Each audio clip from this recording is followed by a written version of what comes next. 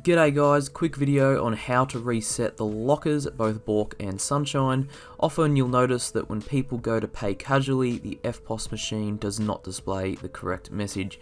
So in order to fix this, grab the appropriate keys. At BAWC they're stored in the safe room. You want to open up the door, and once open you'll see a big black box with a silver power button on the corner. You want to hit this button, then you want to wait several seconds. You'll see all the lights turn off. Give it a minute and then turn it back on. While you got the door open, important to make sure that all the cables are plugged in and in their correct locations.